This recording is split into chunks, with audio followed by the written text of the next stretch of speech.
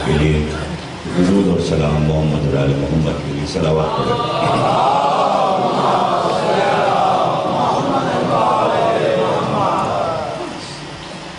کنز مجالس کے سلسلے کی چوتھی تقریر آپ حضرات سماعت فرما رہے ہیں۔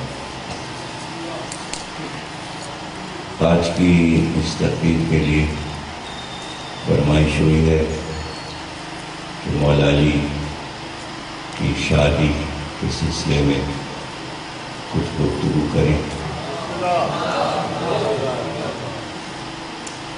ظاہر ہے کہ موضوع ہمارا آپ کو معلوم ہے کہ 5 مجالس میں امام زمانہ سے متعلق گفتگو ہے۔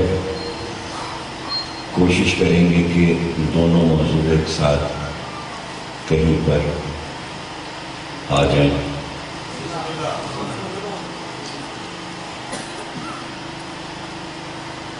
یہ ایک کائنات کی ایسی شادی ہوئی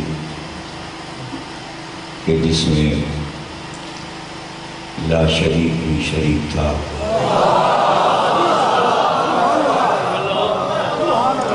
اس لیے یہ کائنات کی سب سے بڑی شادی قرار پائی۔ اور اللہ نے قرآن میں 5 جگہ پر اس شادی کا ذکر کیا۔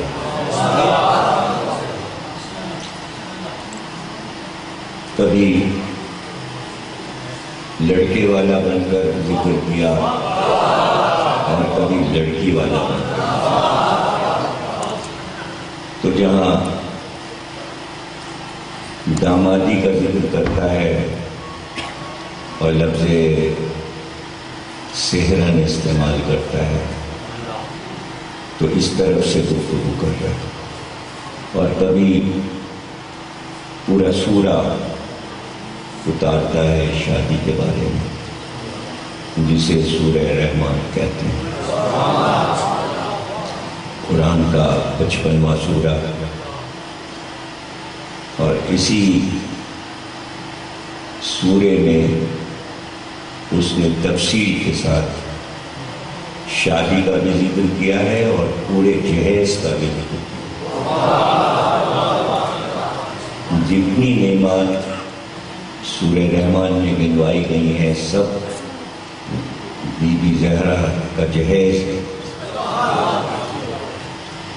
یا پھر مہر کا ذکر کیا۔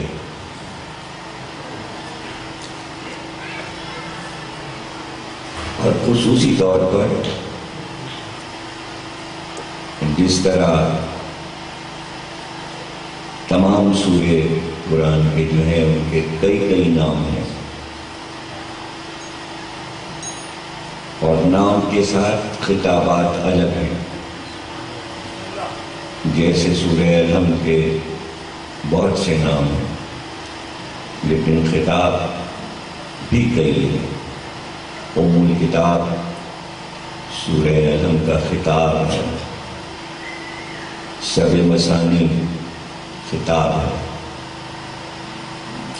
اسی طرح سورہ یاسین کا خطاب قلب قرآن ہے، قرآن کا دل۔ اسی طرح سورہ رحمان کا خطاب عروس القرآن ہے، یعنی قرآن کی دلہن۔ تو چونکہ شادی کا ذکر کیا قرآن میں تو اس سورے کا نام ہی دلہن پڑ گیا۔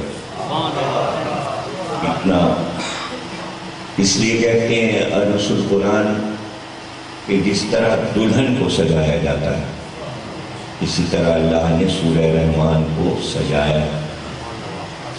پھولوں کا ذکر بھی ہے اس میں، نگینوں کا ذکر بھی ہے، جواہرات کا ذکر بھی ہے، موتیوں کا ذکر بھی ہے۔ تو یہ ایک سجاوٹ ہے سورے کی۔ تو اسی سورے میں ارشاد فرمایا کہ جب شادی کی ابتدا ہو رہی تھی اور بات چیت شروع ہو رہی تھی، تو وہیں سے آغاز کیا ہے کہ مرج البحرین یلتقیان فبأی آلاء ربکما تکذبان۔ ہم نے علم و نور کے دو دریاؤں کو آپس میں ملا دیا،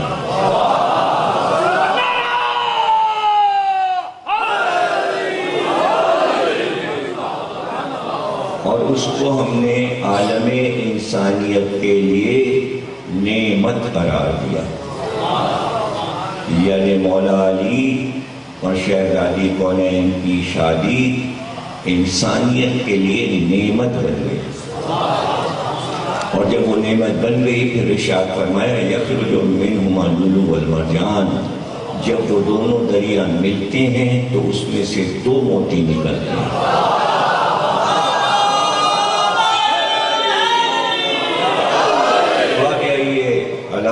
ربکما تکذبان، جب وہ موتی برآمد ہوتے ہیں جس میں سے ایک لولو ہے اور ایک مرجان ہے، لولو جو کہ سبزی مائل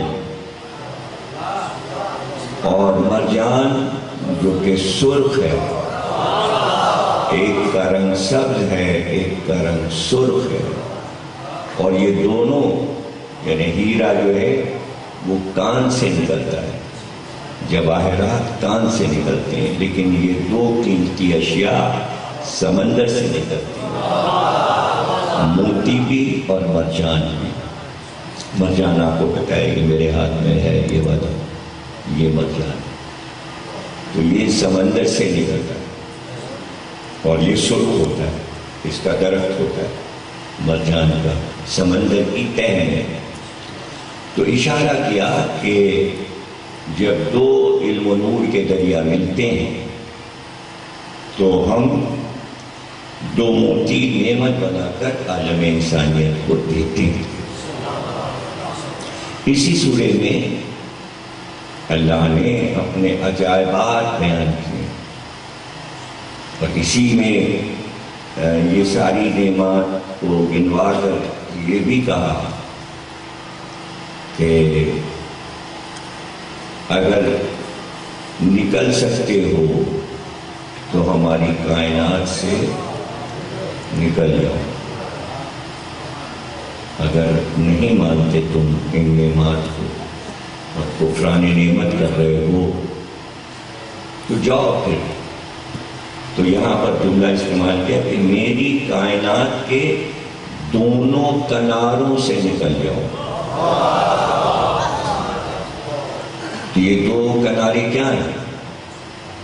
اللہ کی کائنات کے دو کنارے، ایک لولو ہے ایک مرجان، ایک حسن ہے ایک حسین۔ تو حسن اور حسین کے درمیان سے نکلنا آسان نہیں ہے مسلمان، نہ کہ عالم انسانیت کو مخاطب کیا جائے، اور پھر یہ بھی بتا دیا کہ سب فنا ہو جائے گا، کچھ نہیں رہے گا، لیکن تیرے رب کا چہرہ رہ جائے گا۔ رب کا چہرہ، وجہ کہتے چہرے کو، واو جیم ہے، واو کے عدد 6 ہیں، جیم کے 3 ہیں اور اے کے 5 ہیں، یہ 14 عدد بنتے ہیں۔ اللہ کا چہرہ 14 معصوم ہے، سب فنا ہو جائے گا مگر چہرہ اس کا رہ جائے گا۔ تو اس سورے میں اللہ نے آہستہ آہستہ اپنی نعمتیں گنوانے کے بعد پھر یہ بھی بتا دیا کہ رہے گا کچھ نہیں، باقی یہی لوگ رہیں گے جن کا ہم ذکر کر رہے ہیں۔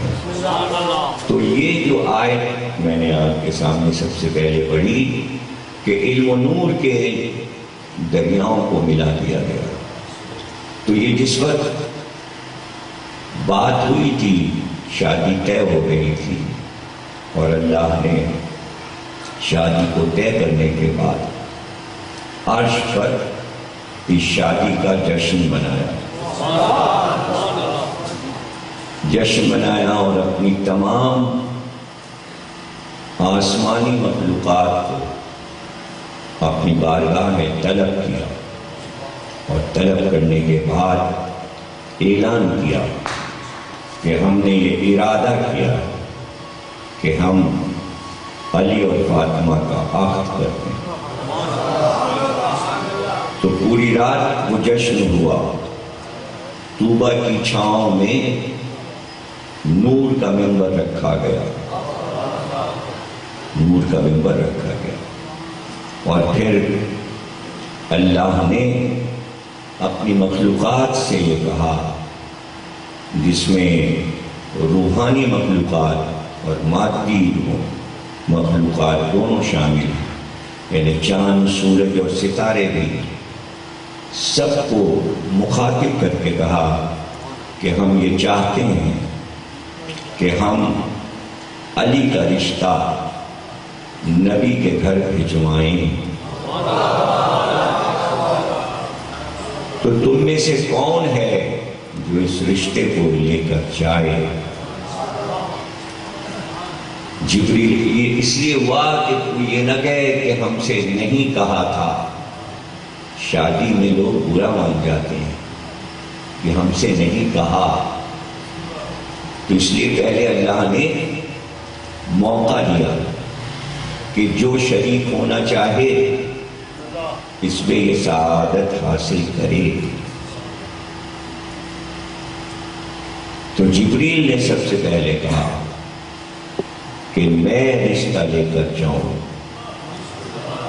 میں رشتہ لے کر جاؤں۔ تو اللہ نے کہا کہ تم اگر رشتہ لے کر جاؤ گے تو نئی بات کیا ہوگی؟ لوگ کہیں گے وہی آ گیا جو وہی لے کے آتا تھا۔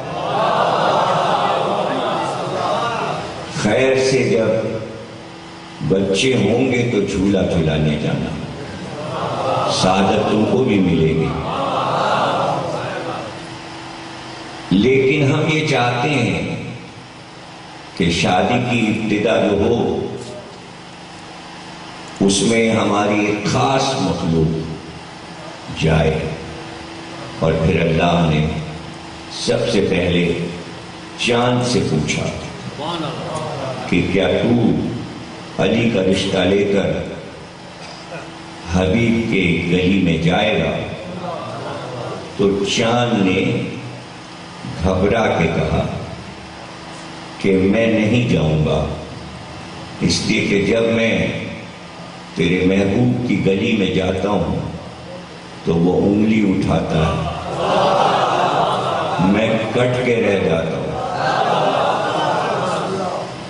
جب سورج نے دیکھا کہ چاند بھی گھبرا کے ہٹ گیا تو سورج نے کہا کہ کیا میں اپنی کرنوں کا صحرا بنا کر رشتہ لے کر جاؤں؟ تو اللہ نے کہا تو ہٹ جا، آج جلنے والوں کا کام نہیں ہے۔ اور پھر کہتے ہیں کہ اللہ نے ایک جلال کی نگاہ ستارے زہرہ پہ ڈالی اور اسے مخاطب ہو کر کہا کہ یہ رشتہ لے کر تو جائے گا۔ کہتے ہیں جس دن سے اس کا انتخاب ہوا، زہرا کے رشتے کا وہ پیغامبر بنا، اس دن سے اس کا رنگ بدل گیا اور اس کو یہ سعادت نصیب ہوئی کہ شام کو سب سے پہلے طلوع کرتا ہے اور صبح کو سب سے آخر میں ڈوبتا ہے، اور رات بھر اس کی روشنی میں کمی نہیں آتی، اور چاند کے بعد اس کا مقام ہے جگمگاہٹ میں۔ اور اس لیے پسند کیا اللہ نے اس کو کہ میں حقیقی خدا ہوں، تو مجازی خدا ہے، اس لیے یہ رشتہ لے کر جائے۔ اس لیے کہ ابراہیم نے اشارہ کر کے کہا تھا ھذا ربی، اسی ستارے کو دیکھ کر کہا تھا ھذا ربی، کیا تو میرا رب ہے؟ تو چونکہ ایک نبی اس کو مجازی رب کہہ چکا، حالانکہ سمجھانے کے لیے کافروں کو کہا تھا، خود نہیں کہا تھا ابراہیم نے، بلکہ قوم سے پوچھا تھا کیا تم اسے رب مانتے ہو؟ کیا یہ ہے رب تمہارا؟ ھذا ربی، اس کو رب مانتے ہو؟ یہ تو ڈوبنے والا ہے۔ تو کہتے ہیں کہ ابراہیم کا پسندیدہ ستارہ ہے زہرہ، اور زہرہ جو ہے وہ ایک خوش قسمت ستارہ ہے آسمان پر۔ اور پھر اس نے تیاری کی کہ رشتہ لے کر جانا ہے، اور یہاں پیغمبر نے اعلان کیا کہ جو بار بار میری بیٹی کا رشتہ دے رہے ہیں وہ اب میرے گھر پر نہ آئیں، اس لیے کہ میں اپنے رب کا انتظار کر رہا ہوں کہ وہ کیا کہتا ہے اور ادھر سے کیا پیغام آتا ہے۔ جس نے بیٹی دی ہے وہی بھر بھی دے گا۔ اور پھر اعلان کیا پیغمبر نے کہ ہمیں جبریل نے آ کے بتایا ہے کہ آسمان سے رات کو ایک ستارہ چلے گا، وہ ستارہ جس کے گھر پر اترے گا اسی سے زہرا کی شادی ہوگی۔ وہ رات، اور یہ روایت عباس بن عبد المطلب حضور کے چچا سے ہے، کہ جب پیغمبر نے یہ اعلان کیا تو سب کی نظریں آسمان پر تھیں، اور وہی روایت بیان کرتے ہیں کہ میں نے ستارے کو آسمان سے چلتے ہوئے دیکھا، اور وہی روایت کرتے ہیں کہ اس ستارے نے کس کے گھر کا طواف کیا اور کیسے واپس گیا۔ روایت عباس بن عبد المطلب سے ہے، لیکن اللہ نے قرآن میں رکھ دیا وَالنَّجْمِ إِذَا هَوَىٰ، قسم ہے کہ جب ستارے نے اپنی جگہ چھوڑی۔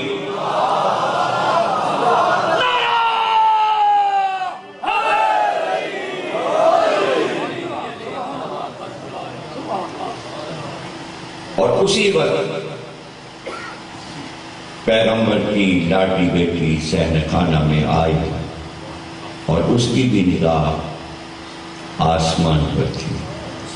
جیسے ہی ستارے نے اپنی جگہ چھوڑی، شہزادی نے فرمایا اللہ اکبر۔ دیکھیے یہ کلمے، تینوں کلمے جو ہیں، اللہ اکبر، الحمدللہ، سبحان اللہ، اس کے معنی ہیں کہ کہاں پر کہا جاتا ہے۔ اس واقعے نے تینوں کلمات کے معنی بتا دیے۔ جب حیرت ہوتی ہے اللہ اکبر تو اس بزرگی کی طرف اشارہ کیا جاتا ہے کہ یہ عجیب تجھی سے وجود میں آ سکتا ہے۔ عجب جو ہے وہ اسی سے وجود میں آ سکتا ہے، اس لیے کہتے ہیں اللہ اکبر۔ شہزادی نے کہا اللہ اکبر، 34 بار کہا تھا اللہ اکبر کہ ستارہ کشش زمین میں داخل ہوا، کشش زمین میں داخل ہو گیا۔ 34 بار آپ نے اللہ اکبر پڑھا، آسمان کو دیکھ کر، ستارے کو دیکھ کر۔ ستارے نے اپنا رخ مولا علی کے گھر کی طرف کیا۔ اب دیکھیں معنی آ جائیں گے اس میں۔ جیسے ہی ستارے نے علی کے گھر کا رخ کیا، شہزادی نے کہا الحمدللہ،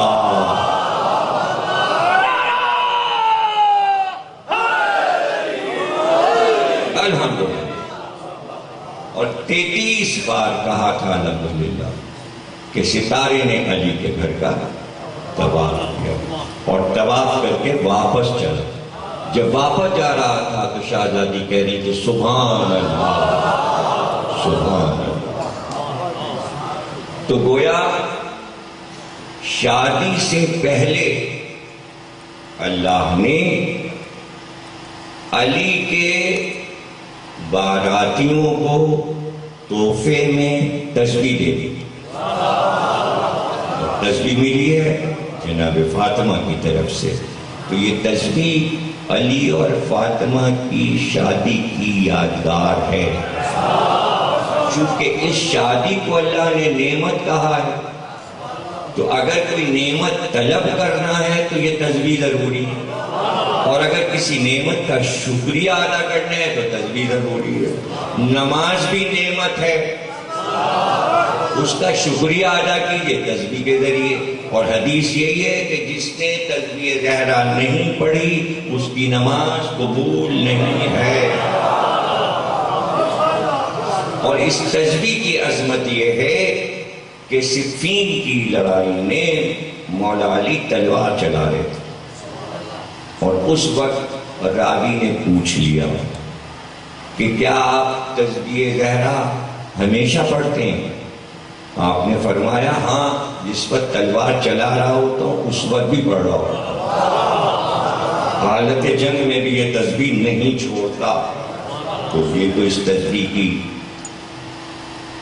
عظمت ہے اور بزرگی ہے اور اس کے فضائل ہیں۔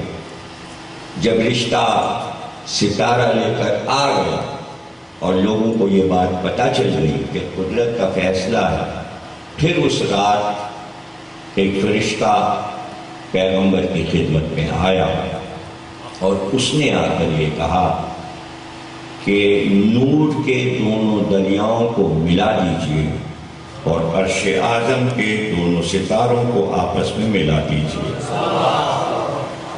پیغمبر نے پوچھا کہ میں نے تجھے پہلی بار دیکھا ہے، تیرا نام کیا ہے؟ فرشتے نے کہا میں ملک محمود ہوں اور پہلی بار زمین پر بھیجا گیا ہوں کہ پیغمبر کے پاس جا کر علی اور فاطمہ کی شادی کی خبر دے دوں۔ جب وہ یہ پیغام دے کر واپس چلا اور اس نے اپنے پروں کو پھیلایا پرواز کے لیے، تو پیغمبر نے دیکھا کہ اس کے پروں پہ لکھا تھا لا الہ الا اللہ محمد رسول اللہ علی ولی اللہ۔ پیغمبر نے پھر اسے واپس بلایا اور اسے پوچھا کہ تیرے پروں پر یہ کب سے لکھا ہے علی ولی اللہ؟ فرشتے نے کہا کہ آدم کی خلقت سے 24,000 برس پہلے میں خلق کیا گیا، اور جب سے میں خلق کیا گیا میرے پروں پہ یہ کلمہ لکھا ہوا ہے۔ امیر المومنین کا نعرہ، نعرہ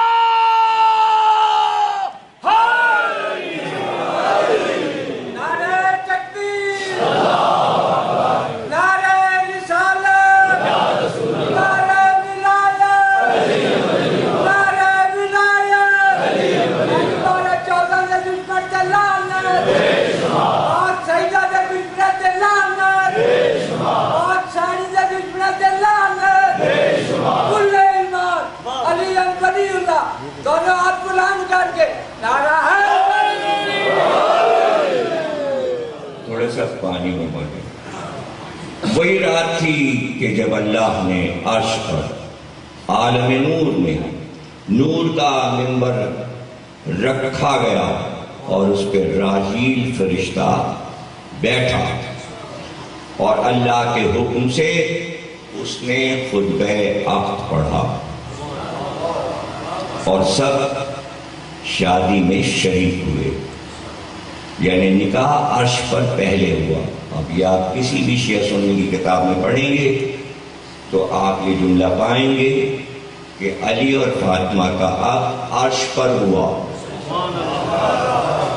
دیکھیے عام طور سے مشہور ہے کہ جوڑے آسمانوں پر بنتے ہیں، تو عام لوگوں کے جوڑے تو آسمانوں پہ بنتے ہیں، اور جو قوم کے سب سے بڑے رہنما ہیں تو پھر ظاہر ہے کہ ان کی شادی عرش پر ہی ہوگی۔ صلوات پڑھیے۔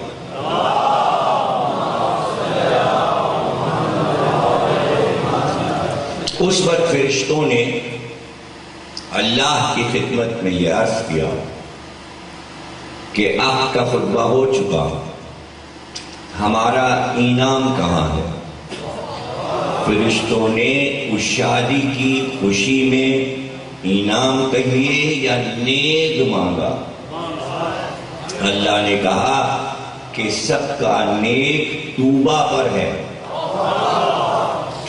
اور کہا کہ توبہ کی شاخوں کو ہلاؤ، تمہارا انعام تمہیں ملے گا۔ توبہ کی شاخوں کو جب ہلایا ملائکہ نے تو چھوٹے چھوٹے پرچے تہ کیے ہوئے کئی کروڑ گرنے لگے جو نور کے ورق تھے، اور آپ نے فرمایا جو جتنے لوٹ لے وہ اس کا حصہ ہے۔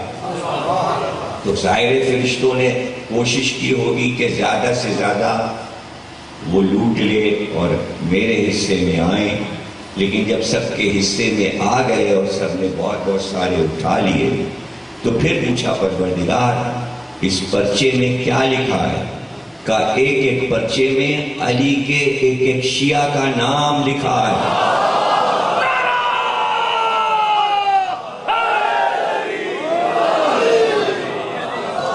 جس ملک کے لیے حصے میں اتنے پرچے آئے ہیں تو اب اس فرشتے پر یہ واجب ہو گیا ہے کہ وہ علی والے جن کے پرچے تم نے اٹھائے ہیں اب تم پر واجب ہے کہ ان کے حصے کے تمام واجبات تم ادا کرتے رہو۔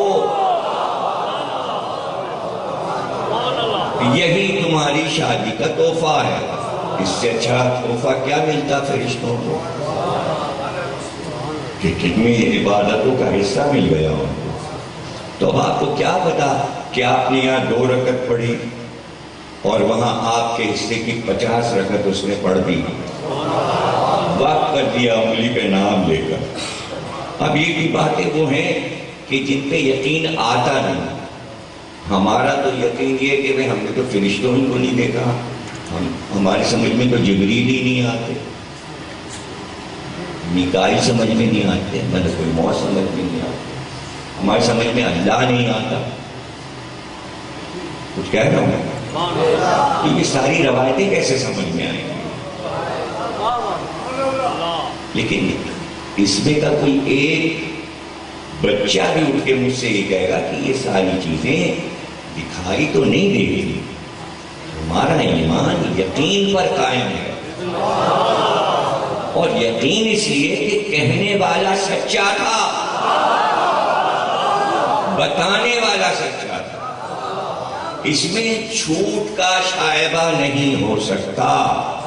اور پھر اس میں یہ بھی باریکی اگر کوئی کہے کہ شیعہ جھوٹ بولتے ہیں تو اس کا بھی جواب بہت آسان ہے کہ کوئی بھی بشر جو خوف الہی رکھتا ہے اور جو جنت اور جہنم کا یقین رکھتا ہے وہ کبھی اللہ جیسے سچے کے لیے جھوٹ کی نسبت نہیں دے سکتا کہ اسے آگ میں جلنا پڑے گا۔ وہ جب بولے گا سچ بولے گا، اور سچ دنیا کا سب سے بڑا سچ ذکر اہل بیت، اس سے بڑا اللہ نے پیدا ہی نہیں کیا کہ میں کہوں اس سے اوپر بھی کوئی سچ ہے۔ دنیا تو کہتی صحیح بخاری سچ ہے، جس پہ ذکر اہل بیت 3 لائنوں میں ہے، اور کوڑے کھانے کے لوگوں کا ذکر کئی ہزار ہے۔ تو آپ بتائیے کہ جہاں دنیا اسفل السافلین، اسفل بننا چاہتی ہے، نیچ بننا چاہتی ہے، جس کو اللہ نے بیان کیا کہ ہم نے تمہیں احسن تقویم بنایا اور تم اسفل بننا چاہتے ہو، اسفل السافلین۔ تو سچ کے سوا کچھ نہیں ہے ذکر اہل بیت، اور وہ تو اور معرفت کی منزلیں کہ جو نہیں بتائی اور سنائی جاتی، اس لیے کہ وہاں پر تو معصوم نے یہ کہہ دیا کہ سب سے نہ بتانا، اس لیے کہ ہماری روایت کا بار وہی اٹھا سکتا ہے جو اولو العزم پیغمبر ہو یا ملک مقرب ہو۔ یا وہ مومن کامل ہو جس کا امتحان لیا جا چکا ہو. تو ہمیں کیا پتا کس کا امتحان لیا گیا ہے؟ اسی کو سنائیں. کیسے سنائیں اور کس دل سے سنائیں اور کیسے یہ یقین کر لیں کہ ہر دل اس کو قبول کر لے گا؟ کیسے سنائیں؟ اس لیے کہ یہ معرفت کی رات جو شادی کی رات تھی، عرش پر نکاح ہوا، عقد ہوا، خطبہ عقد راحیل ملک نے پڑھا. اور کوئی مورخ ایسا نہیں ہے کسی بھی فرقے کا جس نے اس شادی کا حال لکھتے ہوئے یہ نہ لکھا ہو کہ عرش پر عقد ہوا. اب میں ایک شعر سناتا ہوں آپ کو تاکہ آپ کو یہ بات یادگار رہ جائے. لکھنؤ کے بڑے شاعر ہیں علی میاں کامل، انہوں نے شادی کا حال جب لکھا تو اس میں یہ ایک شعر دیا، اور میں سمجھتا ہوں کہ سادہ سا شعر ہے جو سب کے سمجھ میں آ جائے. نہ ایسی شادیاں دیکھیں نہ ایسے بیاہ ہوئے، نہ ایسی شادیاں دیکھیں نہ ایسے بیاہ ہوئے. اللہ نے عقد پڑھا انبیاء گواہ.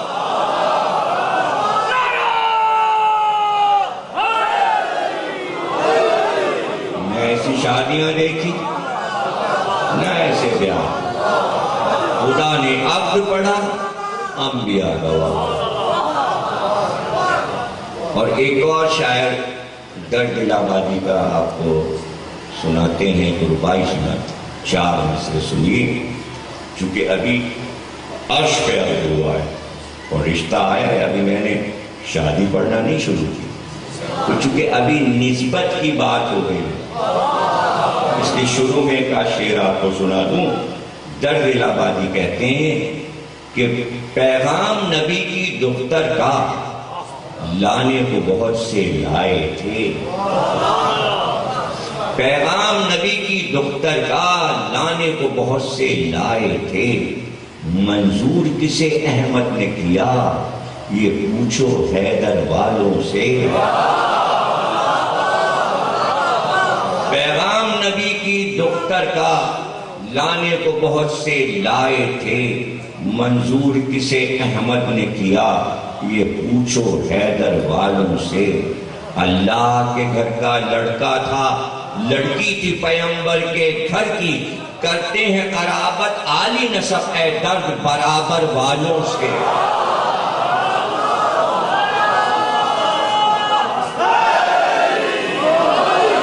کرتے ہیں قرابت عالی نسب اے درد برابر والوں سے.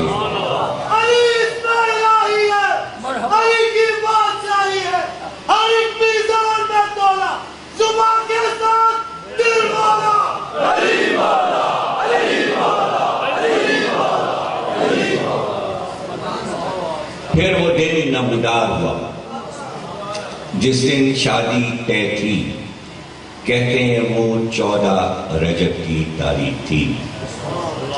عقد ہوا لیکن رخصتی 5 مہینے کے بعد ہوئی. ذی الحجہ کی 2 تاریخ کو رخصتی ہوئی، اور اس میں بھی مسئلہ تھا کہ شادی کے فوراً بعد رخصتی کیوں نہیں ہوئی. اس کی وجہ یہ تھی کہ مولا علی کے پاس مکان نہیں تھا. 5 مہینے لگے اس مسئلے کو طے کرنے میں کہ اگر رخصتی ہو تو مکان کہاں ہو، مکان کہاں ہو. ابو ایوب انصاری نے اپنے مکان کے لیے کہا کہ ہم اپنا مکان لیتے ہیں، لیکن پھر مولا علی نے کہا کہ اگر مکان دے رہے ہو رخصتی کے لیے تو بھائی دلہن تو ہمیشہ رہے گی نا، ہمیں تو ایسا گھر چاہیے کہ جہاں ہم رہیں. تو اس سے زیادہ ہوا کہ مسجد نبوی کے جو حجرے بنے تھے اس میں علی کا حجرہ نہیں بنا تھا. سوال یہ کہ پھر مولا علی رہتے کہاں تھے جب گھر نہیں تھا؟ تو رہتے کہاں تھے؟ شادی کے بعد گھر ہوا تو اسی سے پتہ چلتا ہے کہ وہ فاتح خیبر جو لڑائیاں فتح کر کے اور کبھی مال غنیمت نہیں لیتا،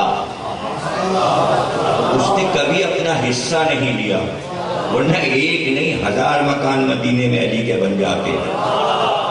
جتنا مال سب نے لوٹا تھا، اگر اتنا ہی اتنا علی بھی لوٹتے میدان سے، اور خالی ہاتھی آتے تھے ہر میدان جنگ سے۔ کبھی خیبر میں آپ دیکھیں کتنا سونا تھا، دروازہ وہ بھی سونے کا تھا، اس میں سے توڑ توڑ کے سب سونا لائے تھے، لیکن جو در علی نے اکھاڑا تھا اور پھینک دیا تھا، تو اس میں سے کیا سونا علی اکھاڑتے، اور علی کے لیے سونے کی کیا ضرورت تھی، وہ تو اپنے حصے کا سونا شب ہجرت بیچ چکے تھے۔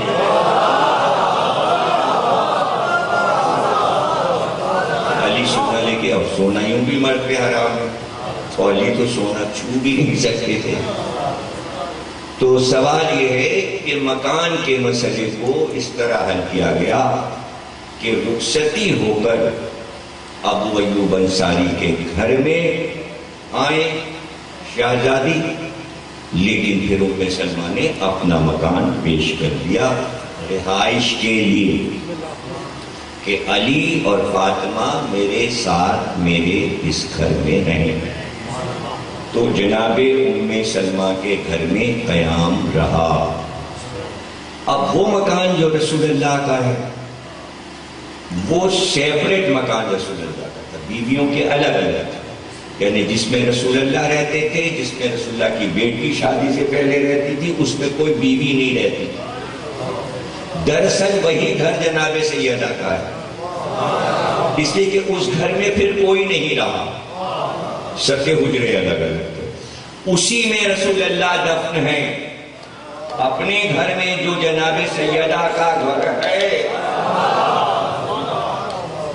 اب آپ دیوار سے دیوار ملی ہے، جب ساری دیواریں ٹوٹ گئیں اور مسجد نبوی کے سارے مکان ایک میں ملا دیے گئے، تو سب کو ملا کے آپ کہہ دیجئے فلاں کا گھر ہے۔ یہ کیا بات ہوئی؟ کچھ نہیں سمجھ رہے آپ میری بات کو؟ میں یہ سارے اشارے کر لوں تو پھر آگے بڑھوں، بات نہیں سمجھ رہے آپ؟ کوٹھریاں بنی ہوئی تھی، تو ایک کوٹھی رسول اللہ کی بھی تھی، ایک حجرہ رسول اللہ کا تھا، اس میں جناب سیدہ رہتی تھی باپ کے ساتھ، اور کسی کو حق نہیں تھا اس میں رہنے کا، اس لیے کہ ہر بیوی کا الگ الگ بنایا تھا حجرہ، اور جو رسول کا اپنا حجرہ ہے اس میں دفن ہے، وہی سیدہ کا گھر ہے۔ وہ جو ہرے رنگ کی ذریعے گنبد خضرا، وہ سیدہ کا گھر ہے۔ اب رہ گیا اس کے آس پاس اور بیویوں کے گھر تھے، تو اگر کسی ایک بیوی کا گھر وہ کہا جاتا ہے تو گھر تو سارے توڑ کے ملائے گئے تھے، پھر آپ کیوں نہیں کہتے وہی ام سلمہ کا گھر ہے، وہی میمونہ کا گھر ہے، وہی صفیہ کا گھر ہے، وہی سودا کا گھر ہے۔ 12 بیویاں تھیں، 18 بیویاں تھیں، نام لیتا چلا جاؤں تو سب کے گھر نہیں تھے، ایک کا تھا جو فلانے کے حجرے میں دفن ہو گئے۔ بھائی فلانے کا حجرہ بھی اسی میں مل گیا، یا کہہ لیجیے کہ ایک بیوی کو پوری کوٹھی دے دی تھی، سب سے بڑا پلاٹ انہی کو مل گیا تھا، یعنی مساوات اور عدل رسول میں تھا ہی نہیں، سب کو برابر برابر دیا تھا، ایک حصہ اپنے لیے رکھا تھا، اسی میں اپنی بیٹی کے ساتھ رہتے تھے، شادی سے پہلے ہجرت کر کے آئے تو اسی میں قیام تھا، وہی جناب سیدہ کا میکہ ہے، وہی حسن حسین کا ننیال ہے، اور نانیوں کے گھر میں تھوڑی حسن حسین جاتے تھے، نانا کے گھر میں جاتے تھے۔ یہ ساری نزاکتیں، اس کو پوری جغرافی کو، مدینے کے پورے نقشے کو سمجھ لیا کیجئے ذہن میں، پھر سنا کیجئے تو زیادہ لطف آئے گا۔ تو ام سلمہ نے اپنا گھر پیش کر، اب جب یہ سارے مسائل طے ہو گئے تو پھر رسول اللہ نے حضرت علی کو بلوایا اور کیا طے پایا؟ تو آپ نے فرمایا کہ بارات واپس دلہن کو لے کے ابو ایوب انصاری کے گھر جائے اور وہیں دلہن کو اتارا جائے گا، اور اس کے بعد حضرت ام سلمہ نے اپنا مکان پیش کیا ہے رہائش کے لیے۔ تو جب میں حج پر گیا اور مدینے پہنچا تو ابو ایوب انصاری کا مکان موجود تھا، اس کو توڑا نہیں گیا تھا، اور اس کے دروازے کی میں نے زیارت کی۔ اس مکان کی خاص بات آپ کو یہ بتا دوں، جتنے بھی زائرین گئے ہیں ان سے آپ پوچھ سکتے ہیں کہ دروازے پر کھڑے ہو کے آپ سانس لیجیے تو اس مکان کے اندر سے جو خوشبو آتی ہے وہ دولہا دلہن کے شادی کی خوشبو آتی ہے، اس لیے کہ اس گھر میں جناب سیدہ دلہن بن کے اتری تھی۔ اور ابو ایوب انصاری کو فخر رہا اس بات پر کہ میرے گھر میں دلہن بن کے اور علی دولہا بن کر آئے، اور وہ اچھا پرانے زمانے کا گھر تھا۔ آپ تو پتہ نہیں کہ مسجد قباء کے پاس وہ گھر تھا، اسے توڑ دیا گیا یا کیا ہوا مجھے اب کا نہیں معلوم، لیکن سن 86 میں جب میں نے مدینے کی زیارت کی تھی تو اس مکان کی بھی زیارت میں نے کی تھی، اور بڑی خوشی محسوس ہوئی تھی کہ میں نے اس گھر کی زیارت کی۔ جب یہ سارے معاملات طے ہو گئے تو پھر رسول خدا نے فرمایا کہ یا علی شادی کے لیے تمہارے پاس کتنی رقم ہے؟ مولا علی نے فرمایا کہ یا رسول اللہ میرے پاس کوئی رقم نہیں، کا سامان دنیا میں سے تمہارے پاس کیا ہے؟ تو آپ نے فرمایا میرے پاس کل 3 چیزیں ہیں، سامان دنیا سے میرے پاس کل 3 چیزیں ہیں۔ ایک تو میرے پاس تلوار ہے،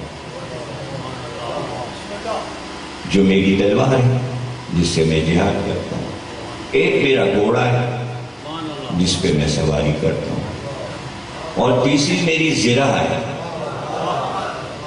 زرہ کے لیے یہ ہے کہ وہ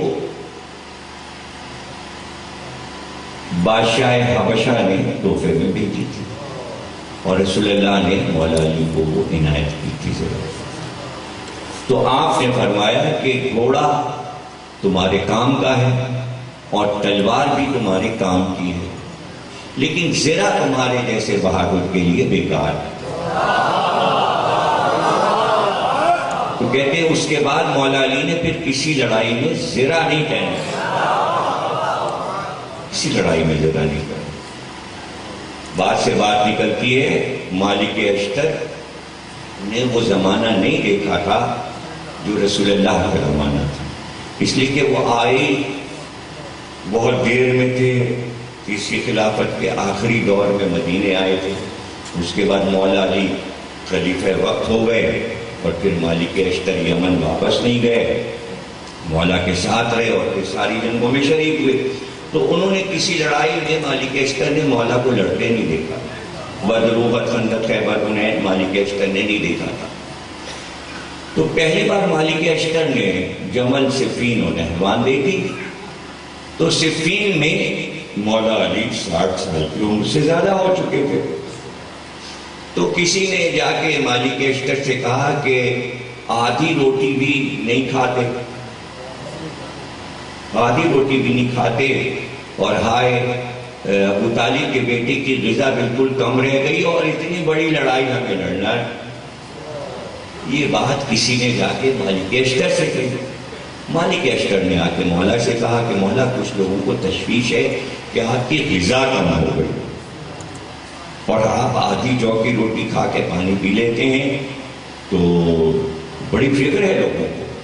کہ مالک یہ پورا عرب مل کر تلواریں لے کر تنہا مجھ سے لڑنے آئے،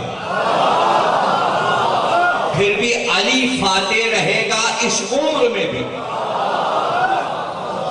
اب یہ تو دیکھیں ایک بات ہو گئی، چونکہ نئے آنے والے کو معرفت دی جاتی، اس کو سکھایا جاتا تھا کہ بھئی تم ذرا دیر میں آئے ہو، سلمان، ابو ذر، مرداد، عمار معرفتیں لے چکے، تو ان کو سکھانے کا عمل چل رہا ہوتا تھا کہ اس میں معرفت پیدا ہو۔ انہی محفلوں کا نام اب مجلس ہے، یہ بار بار جو ریپیٹ ہوتا ہے ذکر اس لیے تاکہ معرفت بڑھے۔ اور آپ تو ظاہر ہے آپ کہیں گے بھئی یہ فلاں سن چکے، یہ بھی سن چکے، یہ بھی سن چکے، لیکن وہ بچہ جو پہلی بار 10 سال کا ہو کے مجلس میں آیا وہ تو پہلی بار سن رہا ہے، تو آپ اس کا نقصان کیوں کر رہے ہیں؟ تو اس لیے ذکر کو ریپیٹ ہونا چاہیے، بار بار ایک ہی ذکر کو سنائے، اس لیے کہ نیا سامنے آ رہا ہے، ایک بچہ جوان ہو کے آ رہا ہے، ایک چھوٹا بچہ بڑا ہو کے آ رہا ہے، اس لیے اس ذکر میں ایک معجزہ رکھا ہے کہ جتنی بار سنو نیا لگتا ہے۔ اللہ نے اس میں برکت رکھی ہے اس ذکر اہل بیت میں۔ تو ظاہر ہے کہ اشتر نئے آئے تھے تو وہ ابھی دیکھ رہے تھے، سمجھ رہے تھے معاملات کیا ہیں۔ جب لڑائی چھڑنے والی ہوئی تو دیکھا کہ مولا علی تیار ہو کے نکلے تو ایک کرتا باریک سا پہنے ہوئے تھے اور تلوار لے کے ذوالفقار لے کے گھوڑے پہ سوار ہوئے۔ تو مالک اشتر نے کہا کہ مولا آپ نے زرہ نہیں پہنی، تو اب اگر مالک اشتر شادی میں شریک ہوتا تو ظاہر ہے کہ اسے معرفت دلانا تھی، تو اس نے کہا کہ آپ نے زرہ نہیں پہنی، کہا علی کو زرہ کی کیا ضرورت ہے، زرہ کی کیا ضرورت ہے، کیا مجال جو کوئی دشمن میرے اوپر وار کرے؟ تو مالک اشتر نے کہا ٹھیک ہے، سامنے سے تو کوئی نہیں آپ کے مقابل آ سکتا، لیکن اگر پیچھے سے کوئی وار کر دے تو پشت آپ کی جو ہے اس پہ زرہ ہونا چاہیے۔ تو آپ نے کہا کہ وائے ہو تجھ پر، علی پر وہ دن کبھی آ ہی نہیں سکتا کہ دشمن پیچھے سے آ جائے، علی موقع کب دیتا ہے؟ اور اس کے بعد فرمایا مالک جس طرح علی سامنے دیکھتا ہے ایسے ہی پیچھے دیکھتا ہے۔ ایک اور سنو،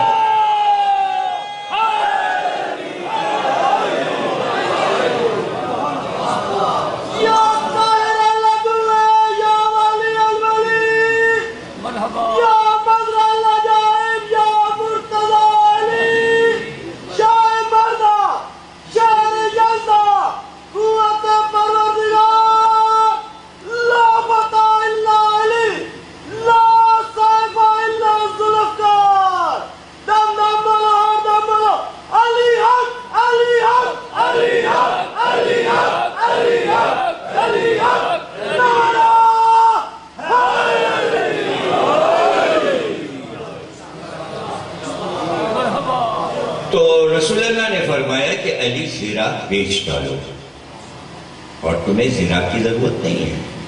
مولا علی نے زرہ بیچ دی، زرہ بیچ کر جو رقم لائے وہ رسول اللہ کے سامنے رکھ دیا۔ رسول اللہ نے اس رقم کو 2 حصوں میں بانٹا، آدھی ادھر رکھا، آدھی ادھر رکھا۔ آدھی رقم اٹھا کر ایک طرف رکھ کر آپ نے عمار یاسر کو بلایا اور ایک اور صحابی کو بلایا اور دونوں سے کہا کہ اس رقم میں فاطمہ زہرا کا جہیز خرید کے اور یہ دوسرا حصہ جو رقم کا ہے یہ میں نے ولیمے کے لیے رکھا ہے، اس رقم سے ولیمے کا کھانا پکے گا۔ یہ شادی کی تیاری ہے۔ جہیز کا سامان خرید کے آیا، لا کے رسول اللہ کے سامنے رکھا گیا۔ اس میں مٹی کے برتن تھے، مٹی کے کٹورے پانی پینے کے، مٹی کا ایک لوٹا وضو کرنے کے لیے، پانی بھرنے کے لیے بڑے برتن مٹی کے، ایک مشکیزہ چمڑے کا، 2 گدے چمڑے کے جس میں کھجور کی گٹھلیاں بھری تھیں، 2 تکیے چمڑے کے جس میں کھجور کی گٹھلیاں بھری تھیں۔ اور بعض روایتوں میں یہ لکھا ہے کہ عرب میں ایک گھاس ہوتی تھی، اسے کہتے تھے عزفر، الف زال کے رے، جیسے آپ کے یہاں خس ہوتی ہے ویسے عرب میں عزفر ہوتی ہے، گھاس جو خوشبودار ہوتی ہے، وہ تکیوں میں بھری ہوئی تھی۔ ایک جازم یعنی چاندنی چادر تھی بچھانے کے لیے، مہمانوں کے بیٹھنے کے لیے۔ ایک بڑی جانماز تھی جس پہ 2-4 آدمی نماز پڑھ سکیں، جسے حسیر کہتے ہیں، ایک چرخا تھا جس میں سوٹ کاٹا جائے، ایک پتھر کی چکی تھی آٹا پیسنے کی، ایک چھلنی تھی آٹا چھالنے کی، ایک رومال تھا باورچی خانے کے استعمال کے لیے، صفائی کے لیے۔ یہ ساری چیزیں جب لا کے رکھی گئیں تو رسول اللہ نے ایک ایک چیز کو اٹھایا اور بوسا دیا، اور اس کے بعد آسمان کی طرف بلند کیا اور فرمایا پروردگار جن کے گھروں میں مٹی کے برتن ہیں ان پر تو اپنی رحمتوں کو نازل کر۔ یہ جہیز تھا جو لا کے رکھا گیا۔ اس کے بعد پھر شادی کی تاریخ آئی، دوسرے دن ولیمہ، رات کو رخصتی، اور شادی کا جب موقع آیا اور مہمانداری شروع ہوئی اور گھر بھر گیا، اور رسول اللہ کے باہر تک گھر کے رسول کے گھر میں ازواج تمام آ گئیں اور اصحاب و انصار کی بیٹیاں آ گئیں، اور اس وقت رسول اللہ نے فرمایا کہ میں اجازت دیتا ہوں کہ بیٹی کی رخصتی میں تم نظمیں پڑھ سکتے ہو۔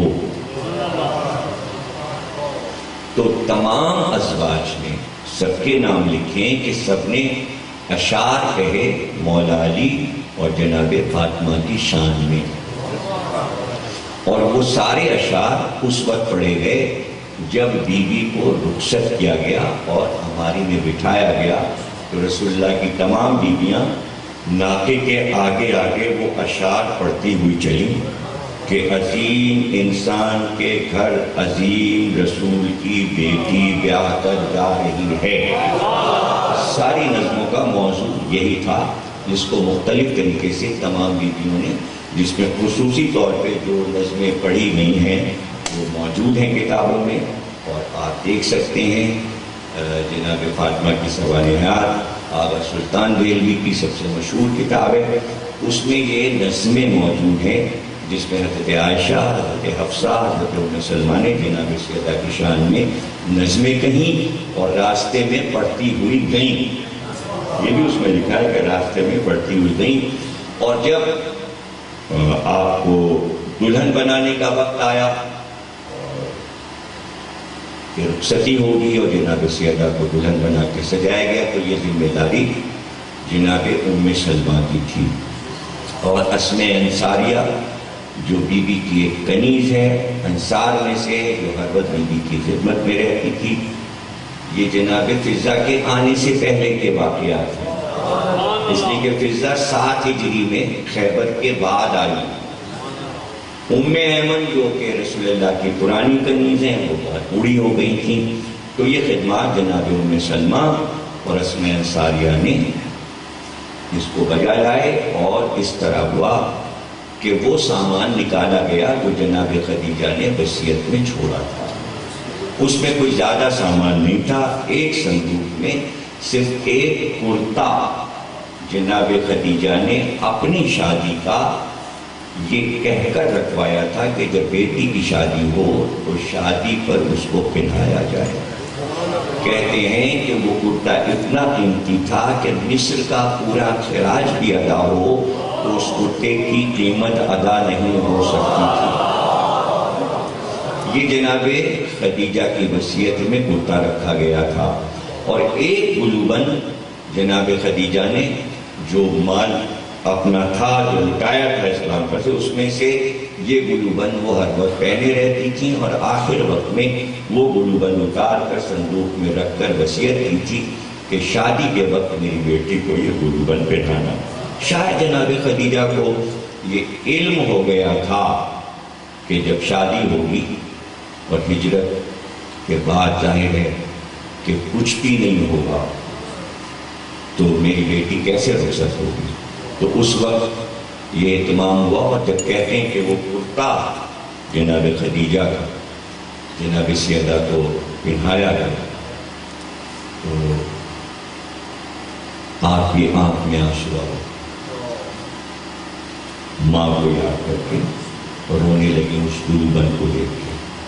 مکے سے جو لوگ شادی میں آئے تھے مہمان بنی ہاشم، اس میں جناب حمزہ کی بیٹی امیمہ بھی تشریف لائی تھیں، اور جناب حمزہ نے اپنی بیٹی کو 2 کنگن دیے تھے. شہادت جناب حمزہ کی جو ہے وہ جنگ احد میں ہے، اور جناب حمزہ اس شادی میں موجود تھے. تو بیٹی جب آئی جناب حمزہ کی تو وہ دونوں کنگن جو باپ نے ان کو دیے تھے، دیکھا کہ زہرا کے ہاتھ خالی. تو رشتے میں پھوپھی ہوتی تھی جناب سیدہ کی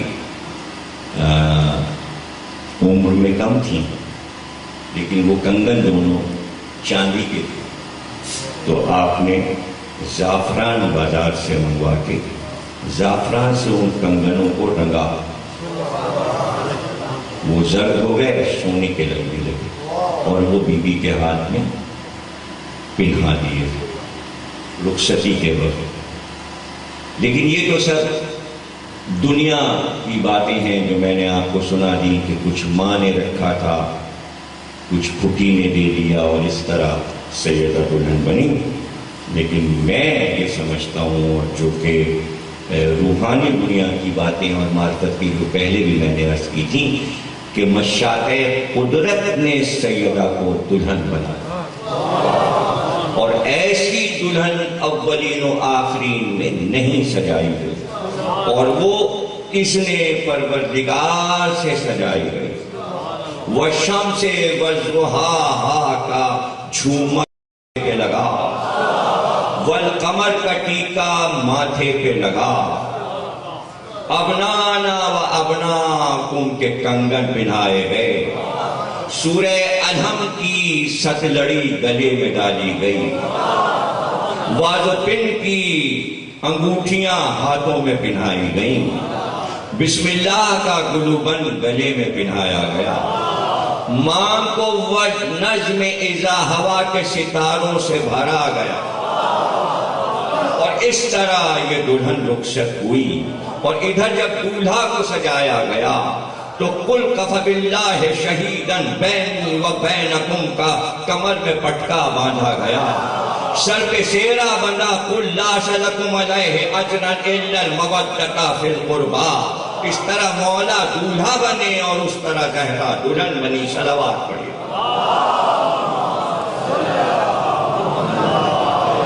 اب رخصت ہو کے مولا کے گھر گئی، ساتھ میں رسول اللہ بھی پہنچے اور دلہن کو اتروایا. یعنی ضروری تھا کہ اگر ادھر سے بیٹی رخصت ہوئی ہے تو علی کو بھی تو پالا ہے. تو اب ادھر سے رسول اللہ علی کی طرف سے شادی میں شریک ہوئے. دوسرا دن ولیمے کا تھا، اور ولیمے میں اعلان ہوا تھا کہ پورا مدینہ ہے، اور یہ ولیمہ 3 دن جاری رہے. اور رسول اللہ جس کھانے میں ہاتھ لگا دیتے تھے وہ کھانا برکتی ہوتا، وہ بڑھتا جاتا تھا. جب کبھی بھی ایسا ہوا، واقعہ یہ موجود ہے کہ حضرت ابو طالب فرماتے تھے تمام بنی ہاشم سے کہ جب دسترخوان لگ جائے اور سارے ہاشمی آئیں کھانے کے لیے، تو جب تک محمد نہ آ جائیں کوئی کھانے پہ نہ بیٹھے. تو ابو طالب انتظار کرتے تھے، ٹہلتے تھے کہ محمد آ جائیں تو کھانا شروع ہو. تو اس کی وجہ بتاتے تھے ابو طالب کہ جب محمد بیٹھ جاتے ہیں دسترخوان پہ تو کھانے میں برکت ہو جاتی ہے، اور زیادہ لوگ کھاتے ہیں اور کھانا ختم نہیں ہوتا. یہ عقیدہ تھا حضرت ابو طالب کا محمد کے لیے. اس سے بڑا ایمان اور کیا ہو سکتا ہے بتائیے. تو سرکار میں یہ برکت تھی کہ جس چیز میں ہاتھ لگا تھا. تو آپ نے بڑے بڑے لکڑی کے تسلے ہوتے تھے، لکڑی کے بنے ہوئے، عرب میں وہ ابھی پائے جاتے ہیں. بعض جگہوں پر آٹا گوندنے کے کام میں وہ لکڑی کے تسلے آتے ہیں، کہیں کہیں نظر آتے ہیں. پہلے بہت نظر آتے تھے، اب کم نظر آتے ہیں. لکڑی کے بنے ہوتے ہیں، وہی عرب میں ہوتے تھے. وہ آپ نے منگائے، اور منگانے کے بعد آپ نے اس میں سالن پکوا کے شوربے والا سالن بھروایا، اور اپنے ہاتھ سے تنوری روٹیاں توڑ کے اس میں بھگوئی. یہ بہت لذیذ کھانا کہلاتا تھا، جو ہاشمیوں کا کھانا تھا، جو ہاشم بھی کھلاتے تھے مکے میں، اور اسی لیے ان کا نام ہاشم پڑ گیا تھا کہ روٹی کو چورا کر کے سالن میں ڈالنے کو ہشم کہتے ہیں. اسی سے ہاشم بنا تھا. تو وہی کھانا جو جدی پشتی کھانا تھا ولیمے میں، اسی کھانے کا انتظام کیا. اور میٹھے کے لیے کئی تسلوں میں رسول اللہ نے شہد بھروا کے کھجور کی گٹھلیوں میں سے گٹھلیاں نکال کے پھینک دیں، اور وہ کھجوریں اس میں دونوں ہاتھوں سے شہد میں ملا کے آپ نے دونوں ہاتھوں سے بنائیں. اور اس کے بعد فرمایا کہ اب دسترخوان کھول دیا جائے. تو 3 دن تک یہ سالن روٹی اور یہ میٹھا چلتا رہا. یہی مولا علی کا ولیمہ تھا. اور کہتے ہیں عرب میں پھر اس کے بعد ایسا ولیمہ نہیں ہوا. صلوات پڑھیے.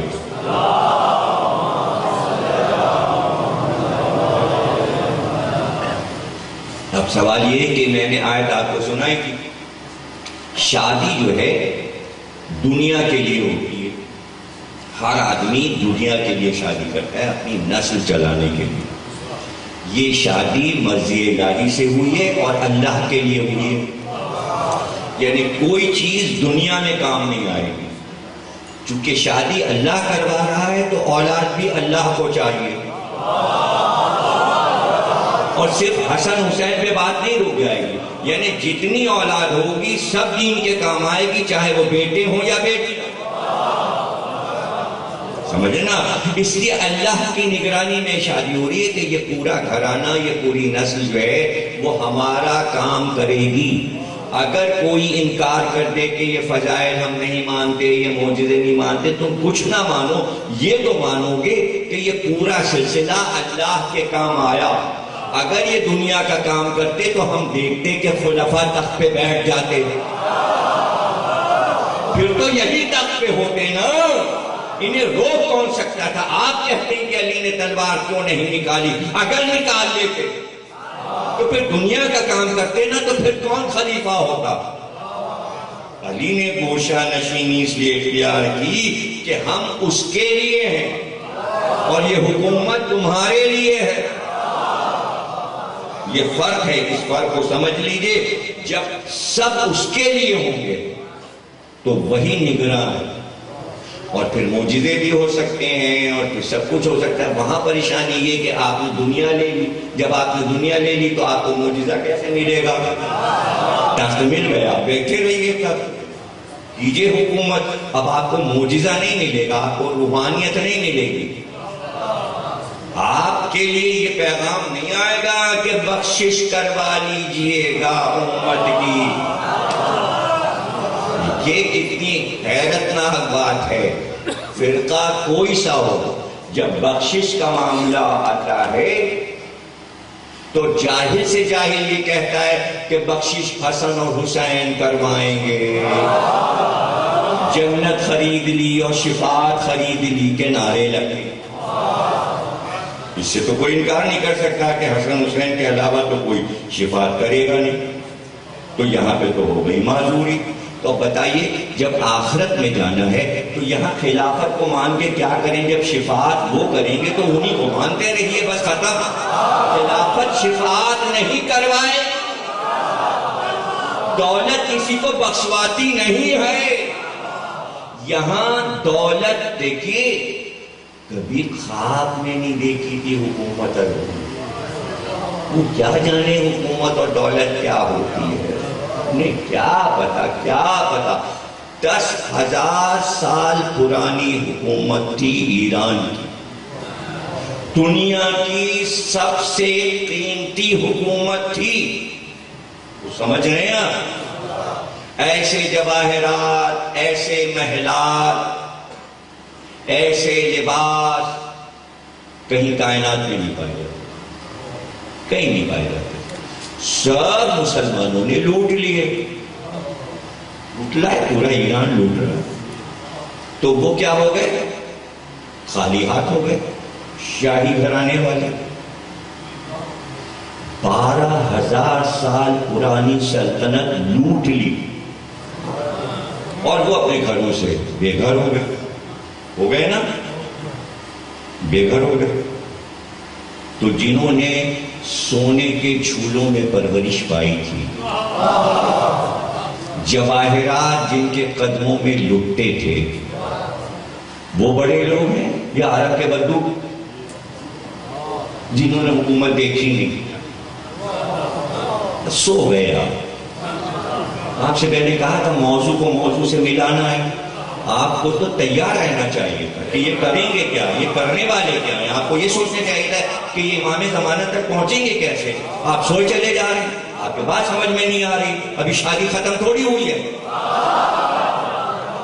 بات کو سمجھنے کی کوشش کیجیے ذرا، کوئی ایسا لفظ نہیں ہے کہ جو میں مشکل لفظ بول رہا ہوں، ذرا منہ سے بولتے رہیے، جاگتے رہیے، خوش ہوئیے کہ میں کچھ کہہ رہا ہوں۔ اتنی پرانی سلطنت، اس کو بے عزت کیا گیا تھا، نہیں سمجھ رہے آپ، علی نے اس سلطنت کو عزت عطا کی، بیٹی کو بیاہ کے گھر میں لے آئے، تو جہاں 10,000 سال پرانی شاہی جس کی ملکہ ہے شہر بانو، وہ پلٹ کے پوری سلطنت کو نہیں دیکھتی، یہاں سلطنت پہ لوگ مرے جا رہے تھے عرب میں، اس کو پتا چلا سلطنت کچھ نہیں ہے، اہل بیت کا گھر سب کچھ ہے، ذرا فرق کو دیکھو، تو اس کو بھی پتا ہے کہ مولا علی نے ہمیں کیا عزت دی ہے، شہزادی کو پتا ہے مجھے کیا عزت مل رہی ہے، اور کبھی یہ نہ سمجھیے گا کہ کنیز تھی، ملکہ تھیں، ملکہ رہیں، شہزادی تھیں، شہزادی رہیں۔ گئے کہ افغانستان چلے گئے تھے شاہی خاندان والے، جب ایران لوٹا تو تینوں بہنیں اپنے بھائی فیروز کے ساتھ افغانستان، کابل میں قیام، کابل کے بادشاہ نے اپنے یہاں عزت سے رکھا، جب مولا علی کی حکومت کا دور آیا تو بیٹیوں کو پتا چلا کہ اب وہ لوگ نہیں رہے جنہوں نے ایران لوٹا تھا، تو گورنر مدائن حریث کو خط لکھا گیا، حریث نے علی کو خط لکھا کہ وہ بیٹیاں آنا چاہتی ہیں، آپ نے کہا ساتھ عزت کے ان کو وہاں سے پہنچاؤ مدینے۔ جب مدینے والوں کو پتا چلا کہ شہزادیاں آ رہی ہیں تو کتاب میں یہ لکھا ہے کہ چھتوں سے عورتوں نے گلاب کی پتیاں لٹائیں، تو یہ شہربانوں کا استقبال ہوا تھا۔ جب شہربانوں آ گئیں تو پردے میں آئی تھی، اماری میں آئی تھی، عزت سے علی نے اتروایا تھا، جب تشریف لائیں تو اس وقت ہرمز جو کہ شہربانوں کا چچزاد بھائی ہے، وہ مولا علی کا صحابی اور غلام بنا ہوا تھا، اس وقت جب شہزادیاں آئیں تو مولا علی نے فرمایا کہ اسلام یہ کہتا ہے کہ شاہی خاندان کی عورتوں کو کنیز نہیں بنایا جاتا، یہ یزید کے لیے درہ لگایا تھا علی نے، سمجھ رہے ہیں نا آپ، کہ پہلے سے ایک تمہید دی تھی علی نے کہ اگر کافر خاندان بھی ہو تو بادشاہوں کی بیٹیوں کو کنیز رسول اللہ نے کبھی نہیں بنایا، شاہی خاندان کا احترام ہوتا تھا، یہ اسلام ہے۔ تو آپ نے فرمایا کہ میں شہربانوں کی شادی کہاں کروں، اس لیے کہ یہ شاہزادی ہے، اس کے لیے کوئی شہزادہ اور بادشاہ ہونا چاہیے جس سے شادی ہو۔ تو اس وقت امام حسین علی کے پہلو میں کھڑے تھے، ہرمز جو فارسی بولتا تھا اس نے فارسی میں مولا علی سے کہا شاہ ہست حسین۔ دیکھیے یہ مصرع ہرمز کا چرایا ہے معین الدین چشتی نے، مصرع وہاں سے لیا ہے، اس نے پورا مصرع یہ کہا تھا شاہ ہست حسین، بادشاہ ہست حسین۔ مولا علی مسکرانے لگے اور اسی وقت عقد کی تیاری ہوئی، شہربانوں کو دلہن بنایا گیا، حسین کو دولہا بنایا گیا، پھر قرآن نے پکارا مرج البحرین یلتقیان فبأی آلاء ربکما تکذبان۔ اب کچھ جاگے، اب کچھ جاگے، اسی طرح جاگتے رہیے گا، اسی طرح جاگتے رہیے گا۔ جناب شہربانوں فرماتی ہیں کہ جس رات ایران لٹا اور حملہ ہوا اس رات میں سو رہی تھی، میں نے خواب دیکھا کہ ایک نورانی بی بی آئیں اور آتے ہی انہوں نے مجھے اپنے ہاتھ سے دلہن بنایا، جب دلہن بنا چکی تو کہا شہربانوں میرے بیٹے حسین کی تو دلہن بن گئی، مبارک ہو۔ انہوں نے مجھ سے کہا کہ پڑھو لا الہ الا اللہ محمد رسول اللہ علی ولی اللہ۔ شہربانوں نے اپنا خواب بتایا مولا علی کو، جب رخصت ہو کر آئی پھر علی نے رسول اللہ کی حدیث سنائی کہ حسین کی شادی جس خاتون سے ہوگی اس کے بطن سے ایک عظیم بیٹا پیدا ہوگا. یعنی رسول اللہ حساب کر کے گئے، صرف 12 ائمہ کے نام نہیں بتائے، 12 ائمہ کی بیویوں کے نام بھی رسول اللہ بتا گئے تھے، اس لیے کہ یہ مرج البحرین ہے، یہ سورہ رحمان ہے. آپ کیا سمجھے پورا سورہ رحمان جو ہے وہ تمام 12 کی شادی کا ذکر کرتا ہے، اس لیے عروس القرآن ہے. زین العابدین 24 برس کے ہوئے، سید سجاد خطاب ہے، علی ابن الحسین نام ہے، امام حسن کی بیٹی کا نام فاطمہ ہے، یہ فاطمہ بنت حسن ہے. بھائی نے بھائی کے یہاں رشتہ دیا، زین العابدین دولہا بنے، حسن کی بیٹی دلہن بنی، بارات حسن کے گھر گئی، حسین حسن کی بیٹی کو بیاہ کر لائے، تو ایک بار پھر اللہ نے علی اور فاطمہ کو ملایا. جب پھر علی اور فاطمہ ملے تو پھر قرآن نے کہا مرج البحرین یلتقیان فبأی آلاء ربکما تکذبان. ہم علم و نور کے دریاؤں کو یوں ہی ملایا کرتے ہیں.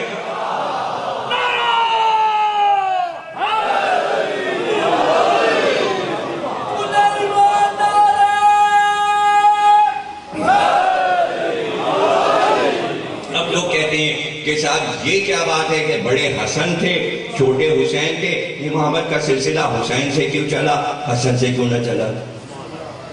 نہیں، ایسا نہیں ہے، بلکہ دونوں سے چلا. جناب فاطمہ رسول خدا کی بیٹی ہیں تو بیٹی سے امامت کا سلسلہ چلا، حسن اور حسین آئے. علی اور فاطمہ سے چلا نا تو پھر علی اور فاطمہ آئے. حسن نانا، حسین دادا، کس کے؟ محمد باقر کے. تو اب جو امامت چلی وہ حسنی حسینی ہو کے چلی، یعنی 5ویں امام سے جو امامت چلی وہ حسنی اور حسینی ہے. ننیحال حسن کیا، ددیالم کا حسین کیا. جب امام محمد باقر جوان ہوئے تو ام فروا بنت قاسم بن محمد سے عقد ہوا اور ان سے حضرت امام جعفر صادق امام تشریف لائے اور ان کا ظہور ہوا.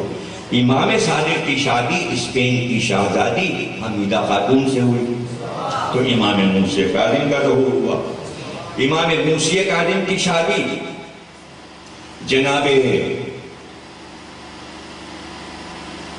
سبیکہ سے ہوئی اور ان سے انہیں نجمہ خاتون بھی کہتے ہیں اور تکتم بھی کہتے ہیں، 5 نام لکھے ہوئے، خیزران بھی کہتے ہیں. یہ سارے لقب ہیں جن کے ساتھ شادی ہوئی اور ان سے حضرت امام علی رضا ظہور میں آئے.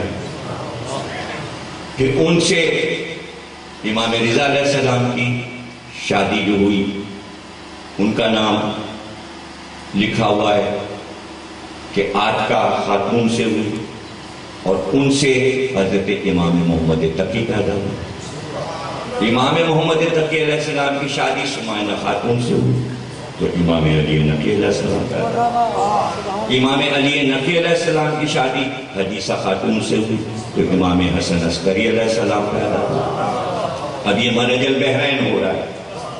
اب امام حسن عسکری علیہ السلام ابھی 25 برس کے ہیں کہ قدرت نے یہ اہتمام کیا کہ دیکھیے بات شروع ہوئی شہر بانوں سے جو سب سے بڑی سلطنت کی شاہزادی ہے، دنیا کا سب سے بڑا شاہی ملک. اس کے بعد جو دوسرا بڑا ملک ہے، 2 ہی ملک بڑے تھے، یا روم یا ایران. سورہ روم قرآن میں ہے، اس میں ایران اور ان کی لڑائی کا ذکر ہے. اس کے معنی 2 بڑی طاقتیں برابر کی دنیا میں تھیں. جب اسلام آیا تو 2 بڑی سپر طاقتیں تھیں، ایک طرف ایران ایک طرف روم، اور دونوں زیر ہو گئے اور دونوں کی بیٹیاں بیاہ کر محمد کی بہو بن گئی. اس سے بڑا اسلام کیا ہو سکتا ہے؟ تو روم کے بادشاہ روم کہلاتے تھے، روم کہلاتے تھے. روم جو ہے وہ حضرت نوح کا پروتا تھا، اور اس کی نسل میں جتنے بادشاہ آئے وہ قیصر کہلاتے۔ قیصر کی وجہ یہ تھی کہ اس میں ایک بادشاہ 6 مہینے کا پیدا ہوا، تو جو 6 مہینے کا پیدا ہو اسے قیصر کہتے۔ جب سے اس کو قیصر کہنے لگے پھر وہ قیصر روم ہو گئے۔ ایک آیا وہ بھی قیصر روم، پھر آیا وہ بھی قیصر روم۔ تو اب جو قیصر روم آیا اس کا بیٹا مر چکا تھا اور پوتی موجود تھی اور پوتا موجود تھا، یعنی ایک بھائی کا بیٹا ایک بھائی کی بیٹی۔ تو اس نے طے کیا کہ ایک پوتے سے ایک پوتی کی آپس میں شادی ہوئی۔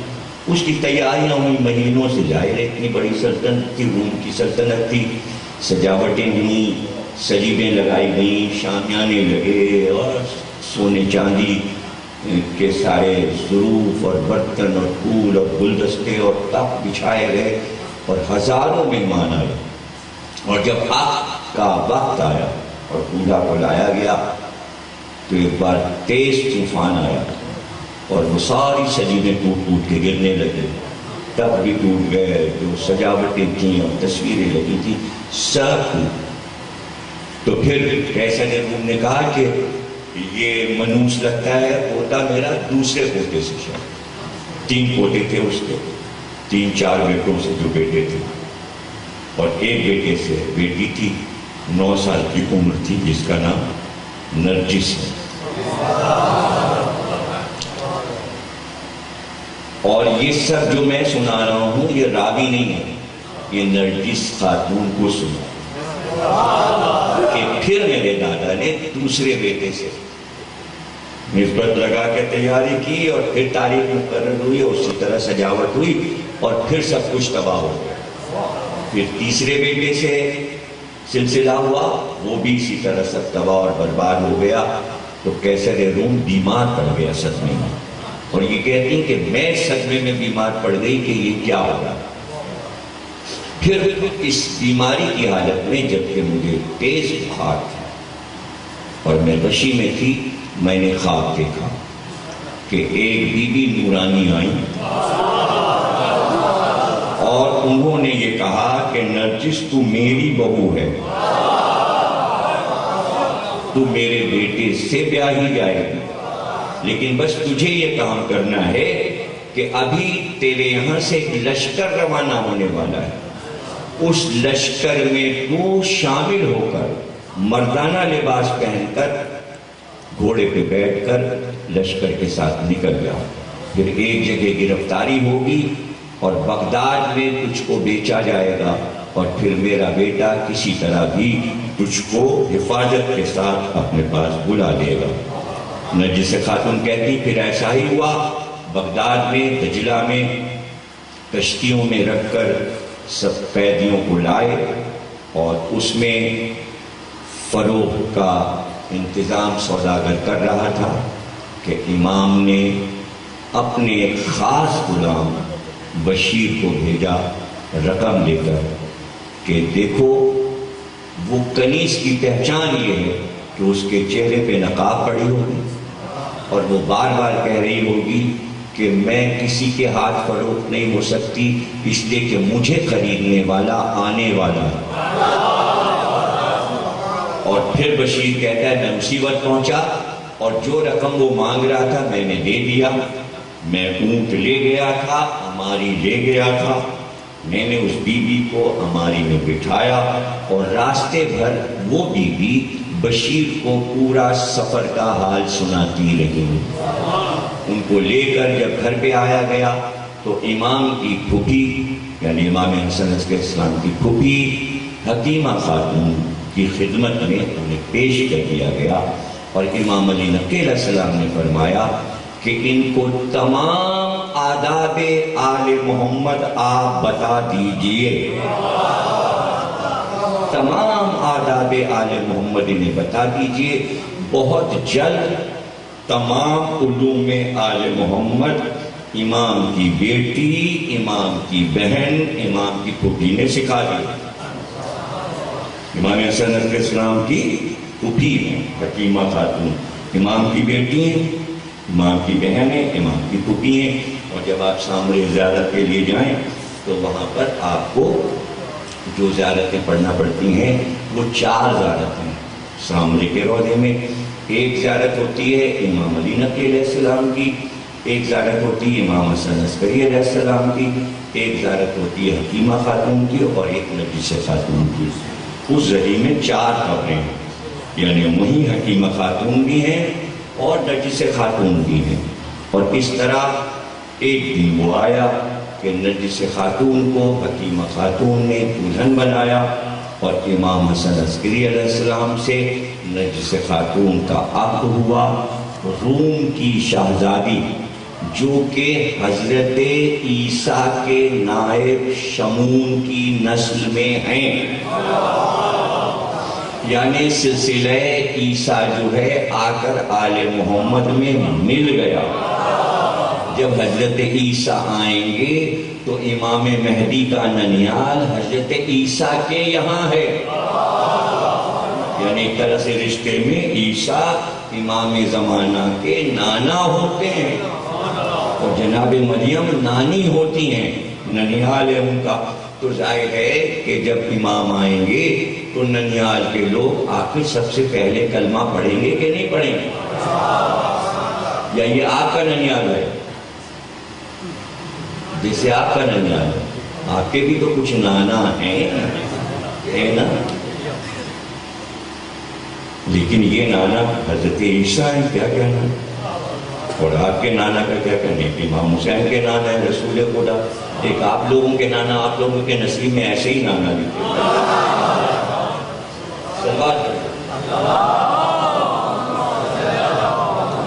دیکھیے، کچھ سمجھے اور کچھ نہیں سمجھے، کچھ کے سمجھ میں آیا، کچھ کے سمجھ میں نہیں آیا۔ خطابت تو یہی ہے بھائی کہ آپ اتنے ہوشیار رہیں کہ باریک سے باریک جملہ آپ کے سمجھ میں آ جائے گا۔ خوب پریکٹس کیجئے، مجلس سننے کی خوب پریکٹس کیجئے، بہت ضروری ہے۔ ہاں کیسے دیکھیں، جون ایلیا کا نام سنا ہے آپ کو؟ جون ایلیا کا نام سنا ہے؟ کراچی کے بہت مشہور شاعر ہیں، ان کے بہت سے مجموعے چھپے، 6-7 مجموعے غزل کے آ چکے ہیں۔ ابھی ان کا نیا مجموعہ آیا یعنی، سب سے پہلے آیا تھا عمان شاعر۔ یہ یعنی جو آیا اس کی جو پہلی غزل ہے، اس غزل کا ایک شعر آپ کو سنا تو مولانا کہہ رہے آپ کے سمجھ میں نہیں آیا، شاید یہ شعر سن کے آپ کی سمجھ میں آ جائے کہ میں نے کیا کہا۔ جون ایلیا سید تھے، تقوی سید تھے۔ وہ غزل میں کہہ رہے ہیں، خوب تھی اپنی نانی بھی، خوب تھے اپنے دادا بھی، خوب تھی اپنی نانی بھی، خوب تھے اپنے دادا بھی، خوب تھے طلحہ اور زبیر، سب کا بھلا اور سب کی خیر۔ اگر ابھی نہیں سمجھ میں آیا کہ جون ایلیا کی نانی کون ہے اور جون ایلیا کے دادا کون، تو ایک سلوات پڑھیے گا۔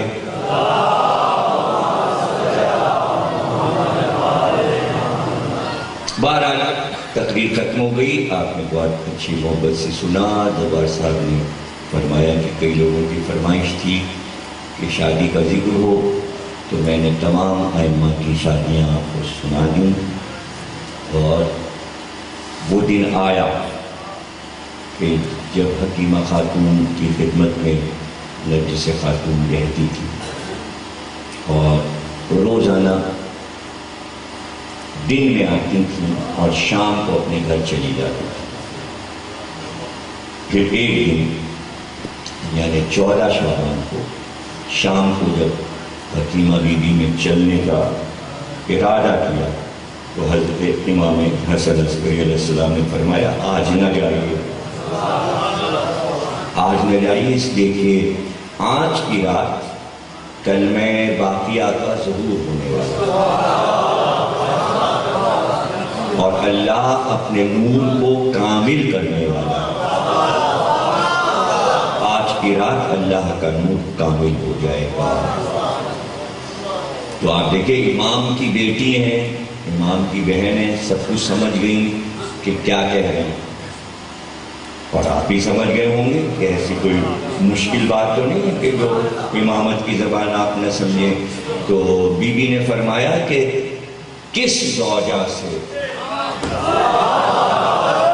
کس زوجہ سے؟ تو یہ ساری روایت جو ہے 15 شعبان کی، وہ بی بی حکیمہ خاتون اس کی راوی، اور انہوں نے بیان کیا کہ پھر میرے بیٹے نے مجھ سے کہا کہ پھوپھی جان نرجس سے، تو کہتی ہیں کہ میں نے سر سے پیر تک نرجس کو دیکھ کر کہا کہ بیٹا میں آثار نہیں پاتی۔ تو کہا پھوپھی جب عیسیٰ ظہور کر رہے تھے کلمے کی شکل میں تو مریم پر کوئی آثار نہیں تھا، اور جب امام کی آمد ہوتی ہے تو آثار کی ضرورت نہیں ہوتی۔ پھر فرماتی ہیں میں ٹھہر گئی، اور آدھی رات کو میں نے دیکھا کہ نرجس اپنے بستر پہ تشریف فرما تھی کہ میں نے آسمان سے کچھ سفید پرندوں کو اترتے دیکھا، اور ان سفید پرندوں نے نرجس کو گھیر لیا، نرجس کو گھیر لیا چاروں طرف سے۔ پھر میں نے دیکھا کہ ایک پردہ حائل ہوا اور نرجس میری نگاہ سے چھپ گئی۔ کچھ دیر کے بعد وہ پردہ ہٹا تو میں نے یہ دیکھا کہ ایک بچہ سجدے میں تھا۔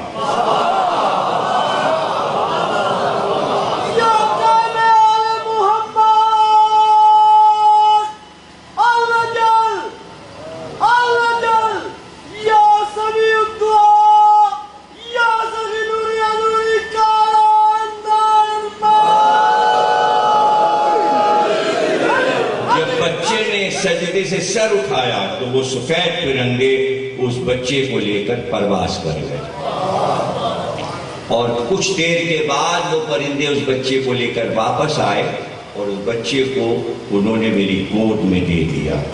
جب میں نے بچے کو گود میں لیا تو میں نے دیکھا کہ اس کے سیدھے ہاتھ پر قرآن کی آیت لکھی تھی وَتَمَّتْ كَلِمَتُ رَبِّكَ صِدْقًا وَعَدْلًا، تیرے رب کا کلمہ صداقت اور عدالت پہ ختم ہوا۔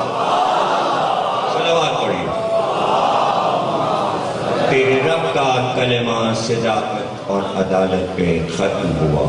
اور یہاں سے امام کی پرورش کا آغاز ہے اور بچپن ہے، اور وہ انشاءاللہ پھر کل کی تقریر میں گفتگو ہوگی۔ آخر میں عرض کر دوں کہ نرجس خاتون فرماتی ہیں کہ 28 سال کی عمر میں امام حسن عسکری علیہ السلام کو زہر دے دیا گیا اور آپ کی شہادت ہوئی۔ شہادت کا وقت جس وقت کہ آپ دنیا سے سفر کر رہے تھے، تو اس وقت نرجس خاتون ظاہر ہے کہ اپنے وارث کا ماتم کر رہی تھی، اور گھر میں کوہرام مچا تھا، اور اس وقت غلاموں اور تنیزوں نے اطلاع دی کہ بادشاہ وقت نے فوجیں بھیجی ہیں کہ حسن عسکری کا آخری وقت ہے، اور عقیدے کے مطابق شیعوں کا عقیدہ ہے کہ 12 امام ہوں گے، 11 ہو چکے۔ اگر حسن عسکری کسی 12ویں کو مقرر کرتے ہیں تو اس کو گرفتار کر کے فوراً ہمارے پاس لایا جائے تاکہ ہم اسے قتل کریں۔ تو چاروں طرف سے سپاہیوں نے گھر کو گھیر لیا۔ اگر آپ لوگوں نے سامرے کا گھر دیکھا ہے امام کا تو نقشہ آپ کی نظر میں آ جائے گا کہ اس گھر کا دروازہ اور اس گھر کا صحن وہی گھر ہے امام کا جس میں روضہ ہے۔ سامرے کا کوئی مکان امام کا سامنے سرداب ہے۔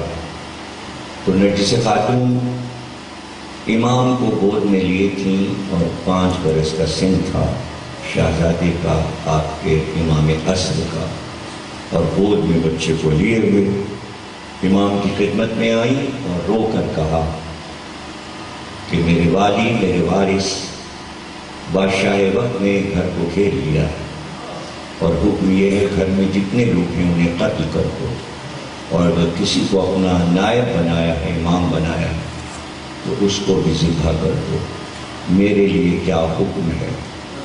آخری وقت تھا امام کا اور روح پرواز کرنے والی تھی، لیکن آپ نے فرمایا کہ پچھلے دروازے سے تم جب جاؤ گی تو اس راستے سے تمہیں کوئی ملک آئے گا، فرشتہ آئے گا، اور وہ تمہیں دجلہ کے کنارے لے جائے گا۔ دجلہ میں ایک کشتی تنہا کھڑی ہوگی، تم اس کشتی میں میرے لال کو لے کر بیٹھ جانا۔ نرگس وہ کشتی تمہیں دوسرے ساحل پر اتارے گی اور تمہیں سرمن راہ کے محلے تک لے جائے گی، اور جب تم سرمن راہ میں پہنچو گی تو وہاں گھر کی پہچان یہ ہے، دروازے کی پہچان یہ ہے، دروازے کو کھٹکھٹانا، وہاں سے بزرگ نکلیں گے، وہ تمہاری بھی حفاظت کریں گے اور میرے بیٹے مہدی کی بھی حفاظت کریں گے، اور کوئی بھی میرے مہدی کو کوئی ضرر نہیں پہنچا سکے گا، اس لیے کہ ان کو زندہ رہنا ہے اور اللہ نے ان کی عمر طویل کر دی ہے۔ جب تک قیامت نہ آ جائے ان کا ظہور جو ہے وہ قیامت کے ساتھ ہے، اور قیامت نہیں آئے گی جب تک ان کا ظہور نہ ہو جائے اور ان کی حفاظت ہوگی۔ تو نرگس خاتون نے گریہ کیا کہ میں آپ کو اس حالت میں چھوڑ کر آپ کے حکم پہ جا رہی ہوں، صرف اس لیے کہ آخری حجت کی حفاظت ہے، لیکن میرے وارث یہ تو بتائیے کہ جو بزرگ ہماری حفاظت کریں گے وہ کون ہیں جن کے پاس آپ ہمیں بھجوا رہے ہیں؟ تو امام کی آنکھ سے بھی آنسو گرنے لگے اور کہا نرگس خاتون وہ میرے جد عباس کے پوتے ہیں، وہ عباس علمدار کے پوتے ہیں، اور اس کے بعد اپنی آخری وقت میں آپ نے یہی مسائل پڑھتے پڑھتے آپ نے جان دی اور روح نے پرواز کی۔ کہ نرگس کربلا میں عباس علمدار نے یہ قسم کھائی تھی اور اپنی اولاد کو یہ قسم دی تھی کہ جب تک زندہ رہنا وہ روئے زمین پر جہاں بھی حسین کی اولاد ہو اس کی حفاظت کرتے رہنا۔ تو یہ حمزہ ہیں جو عباس کے پوتے ہیں، یہ بزرگ ہیں، یہی حفاظت کریں گے نرگس تمہاری بھی اور ولی عصر کی بھی۔ سلام حضرت عباس پر کہ جن کی نصرت آج تک کام آئی، آج تک کام آئی۔ اور یہ بات امام زین العابدین علیہ السلام نے بیان فرمائی۔ کسی راوی نے پوچھا کہ اتنا مرتبہ عباس کا کیوں ہے؟ تو آپ نے رو کر کہا کہ جو خدمات عباس نے کربلا میں کی ہیں اس کا تم اندازہ نہیں کر سکتے کہ میرے چچا نے کیا کیا خدمات کی، اس کا صلہ آل محمد ان کو عطا نہیں کر سکتے۔ اور اس کے بعد فرمایا، آپ نے فرمایا تم مجھ سے یہ پوچھتے ہو کہ ان کا مرتبہ کیا ہے، تو سنو، شفاعت میں رسول اللہ آئیں گے، شفاعت میں میری دادی فاطمہ زہرا آئیں گی، لیکن شفاعت اس وقت تک رکی رہے گی جب تک ذکر عباس نہ ہو جائے گا۔ اور رسول اللہ اس وقت پوچھیں گے شفاعت کے میدان میں سیدہ سامان شفاعت کیا لائی ہو، تو آپ اپنی اماری سے 2 کٹے ہوئے ہاتھ اٹھائیں گی اور ہاتھوں پہ بلند کر کے کہیں گی بابا یہ میرے بیٹے عباس کے 2 کٹے ہوئے ہاتھ شفاعت کے لیے بارگاہ الہی میں سیدہ فریاد کر کے کہے گی ان 2 ہاتھوں کا واسطہ ہمارے لاش عبادت کو قبول فرما، ہمیں کوئی غم نہ دینا سوا ہمیں حسین کے بعد محمد اور آل محمد، ہمیں جو بیمار ہیں ان کو شفا فرما، اور پروردگار جو مر گئے ان کی روحوں کو بخش دے، جو اولاد نرینہ نہیں رکھتے انہیں اولاد نرینہ عطا فرما، جو زیارات سے مشرف ہونا چاہتے ہیں زیارات سے مشرف فرما، پروردگار جو برسر روزگار ان کے اس میں وسعت فرما، کہ محمد اور آل محمد امام زمانہ کا ظہور فرما اور ظہور میں تاجیل فرما۔